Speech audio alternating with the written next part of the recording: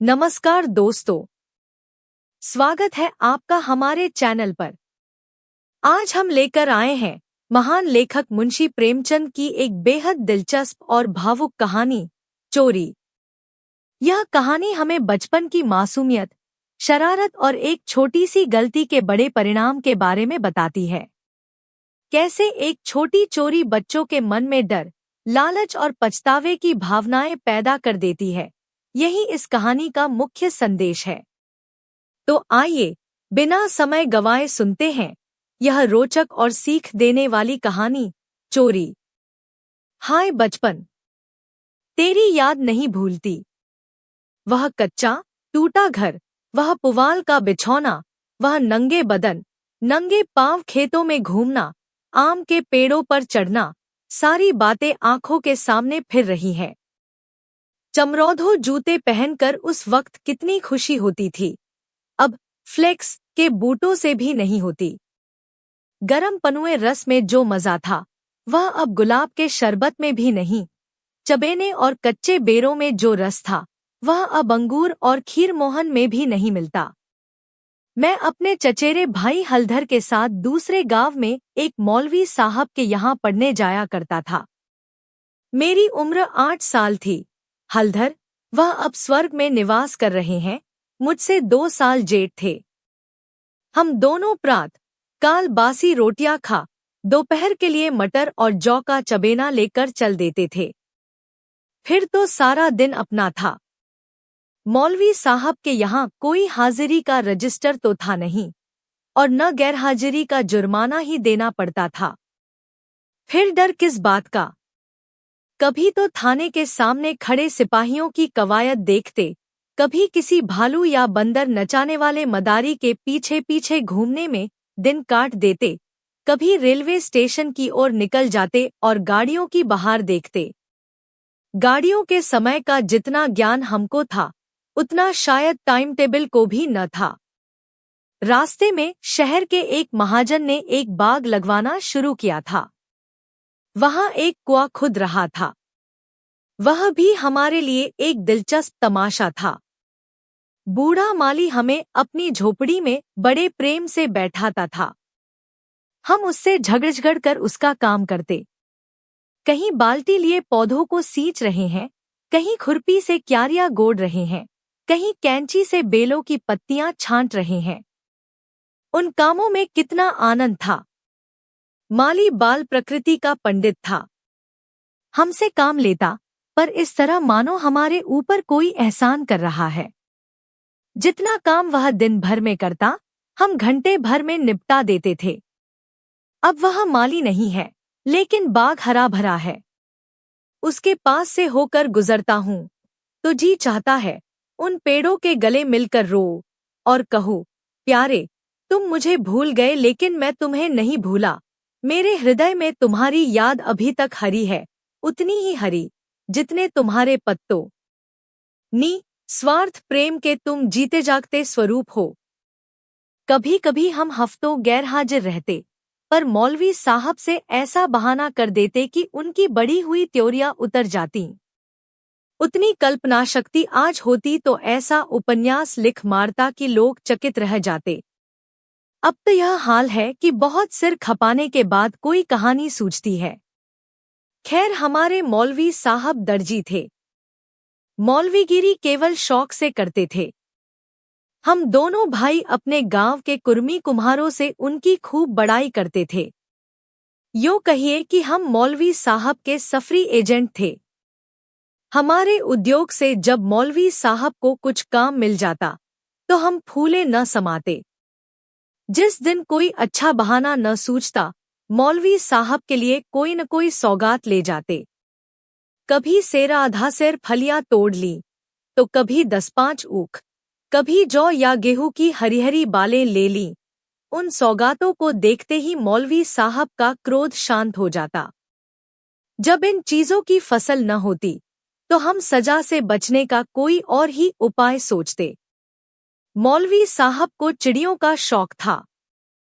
मकतब में श्याम, बुलबुल, दहियल और चंडूलों के पिंजरे लटकते रहते थे। हमें सबक याद हो या न हो पर चिड़ियों को याद हो जाते थे। हमारे साथ ही वे पढ़ा करती थी। इन चिड़ियों के लिए बेसन पीसने में हम लोग खूब उत्साह दिखाते थे। मौलवी साहब सब लड़कों को पतंगे पकड़ लाने की ताकीद करते रहते थे। इन चिड़ियों को पतंगों से विशेष रुचि थी। कभी कभी हमारी बला पतंगों ही के सिर चली जाती थी। उनका बलिदान करके हम मौलवी साहब के रौद्र रूप को प्रसन्न कर लिया करते थे। एक दिन सवेरे हम दोनों भाई तालाब में मुंह धोने गए। हलधर ने कोई सफेद सी चीज मुट्ठी में लेकर दिखाई। मैंने लपक कर मुट्ठी खोली तो उसमें 1 रुपया था। विस्मित होकर पूछा, यह रुपया तुम्हें कहाँ मिला? हलधर ने कहा, अम्मा ने ताक पर रखा था, चारपाई खड़ी करके निकाल लाया। घर में कोई संदूक या आलमारी तो थी नहीं। रुपए पैसे एक ऊंचे ताक पर रख दिए जाते थे। एक दिन पहले चचा जी ने सन बेचा था। उसी के रुपए जमींदार को देने के लिए रखे हुए थे। हलधर को न जाने क्यों कर पता लग गया।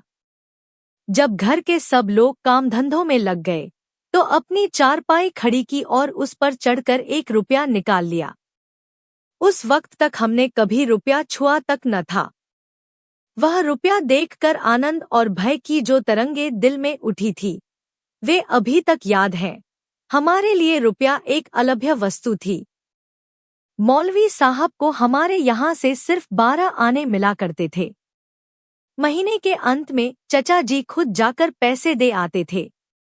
भला कौन हमारे गर्व का अनुमान कर सकता है? लेकिन मार का भय आनंद में विघ्न डाल रहा था। रुपए अनगिनती तो थे नहीं। चोरी खुल जाना मानी हुई बात थी। चचा जी के क्रोध का भी मुझे तो नहीं, हलधर को प्रत्यक्ष अनुभव हो चुका था।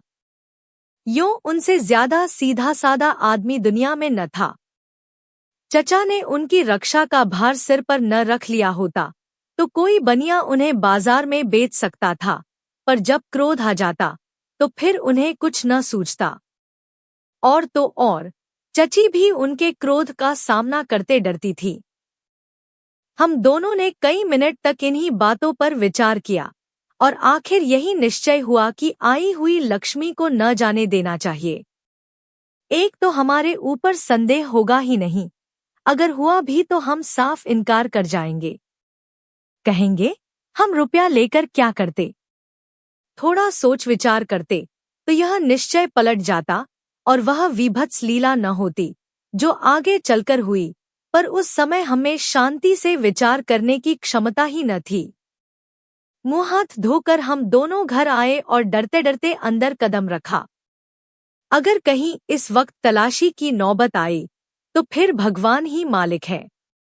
लेकिन सब लोग अपना अपना काम कर रहे थे। कोई हमसे न बोला। हमने नाश्ता भी न किया, चबेना भी न लिया, किताब बगल में दबाई और मदरसे का रास्ता लिया।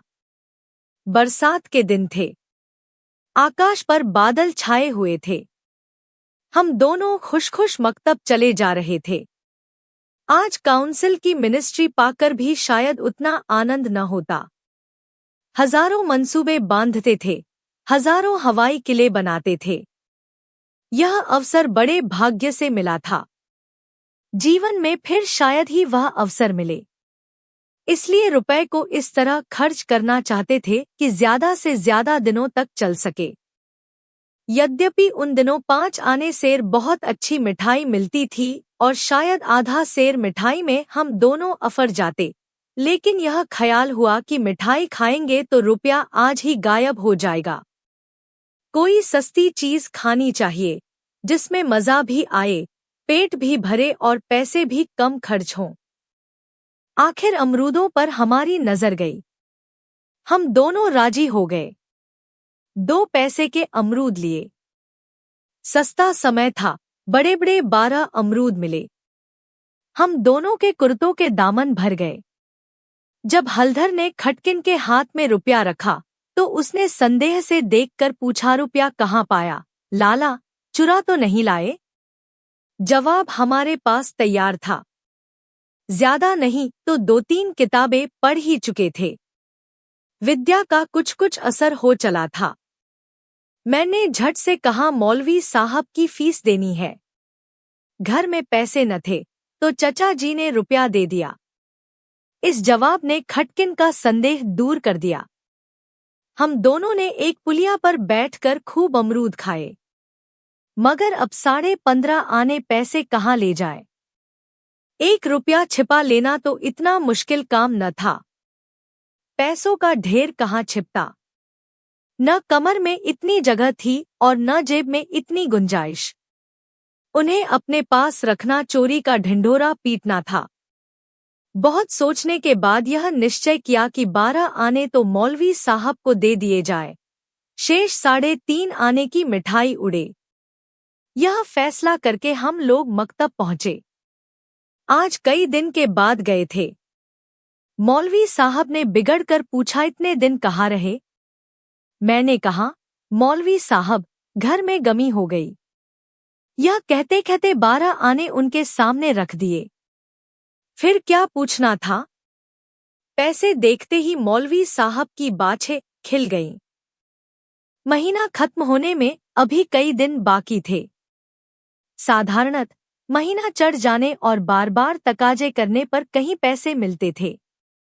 अब की इतनी जल्दी पैसे पाकर उनका खुश होना कोई अस्वाभाविक बात न थी। हमने अन्य लड़कों की ओर सगर्व नेत्रों से देखा, मानो कह रहे हों, एक तुम हो कि मांगने पर भी पैसे नहीं देते, एक हम हैं कि पेशगी देते हैं। हम अभी सबक पढ़ ही रहे थे कि मालूम हुआ आज तालाब का मेला है, दोपहर में छुट्टी हो जाएगी। मौलवी साहब मेले में बुलबुल लड़ाने जाएंगे। यह खबर सुनते ही हमारी खुशी का ठिकाना न रहा। 12 आने तो बैंक में जमा ही कर चुके थे, 3.5 आने में मेला देखने की ठहरी। खूब बहार रहेगी। मजे से रेवड़ियाँ खाएंगे, गोलगप्पे उड़ाएंगे, झूले पर चढ़ेंगे और शाम को घर पहुँचेंगे। लेकिन मौलवी साहब ने एक कड़ी शर्त यह लगा दी थी कि सब लड़के छुट्टी के पहले अपना अपना सबक सुना दें। जो सबक न सुना सकेगा उसे छुट्टी न मिलेगी। नतीजा यह हुआ कि मुझे तो छुट्टी मिल गई, पर हलधर कैद कर लिए गए। और कई लड़कों ने भी सबक सुना दिए थे, वे सभी मेला देखने चल पड़े। मैं भी उनके साथ हो लिया। पैसे मेरे ही पास थे, इसलिए मैंने हलधर को साथ लेने का इंतजार न किया। तय हो गया था कि वह छुट्टी पाते ही मेले में आ जाए और दोनों साथ साथ मेला देखें। मैंने वचन दिया था कि जब तक वह न आएंगे, एक पैसा भी खर्च न करूंगा। लेकिन क्या मालूम था कि दुर्भाग्य कुछ और ही लीला रच रहा है। मुझे मेला पहुंचे 1 घंटे से ज्यादा गुजर गया, पर हलधर का कहीं पता नहीं। क्या अभी तक मौलवी साहब ने छुट्टी नहीं दी या रास्ता भूल गए? आंखें फाड़ फाड़ कर सड़क की ओर देखता था। अकेले मेला देखने में जी भी न लगता था। यह संशय भी हो रहा था कि कहीं चोरी खुल तो नहीं गई और चाचा जी हलधर को पकड़कर घर तो नहीं ले गए। आखिर जब शाम हो गई तो मैंने कुछ रेवड़ियाँ खाईं और हलधर के हिस्से के पैसे जेब में रख कर धीरे धीरे घर चला। रास्ते में ख्याल आया, मकतब होता चलूं। शायद हलधर अभी वहीं हो, मगर वहां सन्नाटा था। हाँ, एक लड़का खेलता हुआ मिला। उसने मुझे देखते ही जोर से कहकहा मारा और बोला, बचा, घर जाओ तो कैसी मार पड़ती है। तुम्हारे चचा आए थे, हलधर को मारते मारते ले गए हैं। अजी, ऐसा तान कर घूंसा मारा कि मियाँ हलधर मुंह के बल गिर पड़े। यहां से घसीटते ले गए हैं। तुमने मौलवी साहब की तनख्वाह दे दी थी, वह भी ले ली। अभी कोई बहाना सोच लो, नहीं तो बेभाव की पड़ेगी। मेरी सिट्टी पिट्टी भूल गई, बदन का लहू सूख गया। वही हुआ जिसका मुझे शक हो रहा था। पैर मन मन भर के हो गए। घर की ओर एक एक कदम चलना मुश्किल हो गया। देवी देवताओं के जितने नाम याद थे सभी की मानता मानी, किसी को लड्डू, किसी को पेड़े, किसी को बतासे। गांव के पास पहुंचा तो गांव के डीह का सुमिरन किया, क्योंकि अपने हलके में डीह ही की इच्छा सर्वप्रधान होती है। यह सब कुछ किया, लेकिन ज्यों-ज्यों घर निकट आता, दिल की धड़कन बढ़ती जाती थी, घटाएं उमड़ी आती थी। मालूम होता था आसमान फट कर गिरा ही चाहता है। देखता था लोग अपने अपने काम छोड़ छोड़ भागे जा रहे हैं। गोरू भी पूंछ उठा धरिए घर की ओर उछलते कूदते चले जाते थे। चिड़िया अपने घोंसलों की ओर उड़ी चली आती थी, लेकिन मैं उसी मंद गति से चला जाता था, मानो पैरों में शक्ति नहीं। जी चाहता था जोर का बुखार चढ़ाए या कहीं चोट लग जाए, लेकिन कहने से धोबी गधे पर नहीं चढ़ता, बुलाने से मौत नहीं आती। बीमारी का तो कहना ही क्या। कुछ न हुआ और धीरे धीरे चलने पर भी घर सामने आ ही गया। अब क्या हो। हमारे द्वार पर इमली का एक घना वृक्ष था। मैं उसी की आड़ में छिप गया कि जरा और अंधेरा हो जाए तो चुपके से घुस जाऊं और अम्मा के कमरे में चारपाई के नीचे जा बैठूं। जब सब लोग सो जाएंगे तो अम्मा से सारी कथा कह सुनाऊंगा। अम्मा कभी नहीं मारती। जरा उनके सामने झूठ-मूठ रोऊंगा तो वह और भी पिघल जाएंगी। रात कट जाने पर फिर कौन पूछता है। सुबह तक सबका गुस्सा ठंडा हो जाएगा। अगर ये मंसूबे पूरे हो जाते तो इसमें संदेह नहीं कि मैं बेदाग बच जाता, लेकिन वहां तो विधाता को कुछ और मंजूर था। मुझे एक लड़के ने देख लिया और मेरे नाम की रट लगाते हुए सीधे मेरे घर में भागा। अब मेरे लिए कोई आशा न रही। लाचार घर में दाखिल हुआ तो सहसा मुंह से एक चीख निकल गई, जैसे मार खाया हुआ कुत्ता किसी को अपनी ओर आता देखकर भय से चिल्लाने लगता है। बरोठे में पिताजी बैठे थे। पिताजी का स्वास्थ्य इन दिनों कुछ खराब हो गया था। छुट्टी लेकर घर आए हुए थे। यह तो नहीं कह सकता कि उन्हें शिकायत क्या थी, पर वह मूंग की दाल खाते थे और संध्या समय शीशे की गिलास में एक बोतल में से कुछ उड़ेल उड़ेल कर पीते थे। शायद यह किसी तजुर्बेकार हकीम की बताई हुई दवा थी। दवाएं सब बासने वाली और कड़वी होती हैं। यह दवा भी बुरी ही थी, पर पिताजी न जाने क्यों इस दवा को खूब मजा ले लेकर पीते थे। हम जो दवा पीते हैं तो आंखें बंद करके एक ही घूंट में गटक जाते हैं, पर शायद इस दवा का असर धीरे धीरे पीने में ही होता हो। पिताजी के पास गांव के 2-3 और कभी-कभी 4-5 और रोगी भी जमा हो जाते और घंटों दवा पीते रहते थे। मुश्किल से खाना खाने उठते थे। इस समय भी वह दवा पी रहे थे। रोगियों की मंडली जमा थी। मुझे देखते ही पिताजी ने लाल लाल आंखें करके पूछा, खा थे अब तक? मैंने दबी जबान से कहा, कहीं तो नहीं। अब चोरी की आदत सीख रहा है। बोल, तूने रुपया चुराया कि नहीं? मेरी जबान बंद हो गई। सामने नंगी तलवार नाच रही थी। शब्द भी निकालते हुए डरता था। पिताजी ने जोर से डॉट कर पूछा, बोलता क्यों नहीं? तूने रुपया चुराया कि नहीं? मैंने जान पर खेल कर कहा, मैंने कहा। मुंह से पूरी बात भी न निकलने पाई थी कि पिताजी विकराल रूप धारण किए, दांत पीसते झपट कर उठे और हाथ उठाए मेरी ओर चले। मैं जोर से चिल्लाकर रोने लगा। ऐसा चिल्लाया कि पिताजी भी सहम गए। उनका हाथ उठा ही रह गया। शायद समझे कि जब अभी से इसका यह हाल है, तब तमाचा पड़ जाने पर कहीं इसकी जान ही न निकल जाए। मैंने जो देखा कि मेरी हिकमत काम कर गई, तो और भी गला फाड़ फाड़ कर रोने लगा। इतने में मंडली के 2-3 आदमियों ने पिताजी को पकड़ लिया और मेरी ओर इशारा किया कि भाग जा। बच्चे ऐसे मौके पर और भी मचल जाते हैं और व्यर्थ मार खा जाते हैं। मैंने बुद्धिमानी से काम लिया, लेकिन अंदर का दृश्य इससे कहीं भयंकर था। मेरा तो खून सर्द हो गया। हलधर के दोनों हाथ एक खंभे से बंधो थे। सारी देह धूल धूसरित हो रही थी। और वह अभी तक सिसक रहे थे। शायद वह आंगन भर में लोटे थे। ऐसा मालूम हुआ कि सारा आंगन उनके आंसुओं से भर गया है। चची हलधर को डॉट रही थी और अम्मा बैठी मसाला पीस रही थी। सबसे पहले मुझ पर चची की निगाह पड़ी। बोली, लो, वह भी आ गया। क्यों रे, रुपया तूने चुराया था कि इसने? मैंने निशंक होकर कहा, हलधर ने। अम्मा बोली, अगर उसी ने चुराया था तो तूने घर आकर किसी से कहा क्यों नहीं? अब झूठ बोले बगैर बचना मुश्किल था। मैं तो समझता हूं कि जब आदमी को जान का खतरा हो तो झूठ बोलना क्षम्य है। हलधर मार खाने के आदी थे। 2-4 घूंसे और पड़ने से उनका कुछ न बिगड़ सकता था। मैंने मार कभी न खाई थी। मेरा तो 2 ही 4 घूंसों में काम तमाम हो जाता।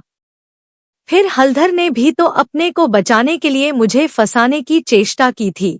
नहीं तो चची मुझसे यह क्यों पूछती, रुपया तूने चुराया या हलधर ने? किसी भी सिद्धांत से मेरा झूठ बोलना इस समय स्तुत्य नहीं तो क्षम्य जरूर था। मैंने छूटते ही कहा, हलधर कहते थे किसी से बताया तो मार ही डालूंगा।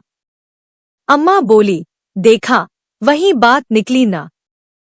मैं तो कहती थी कि बच्चा की ऐसी आदत नहीं, पैसा तो वह हाथ से छूता ही नहीं, लेकिन सब लोग मुझी को उल्लू बनाने लगे।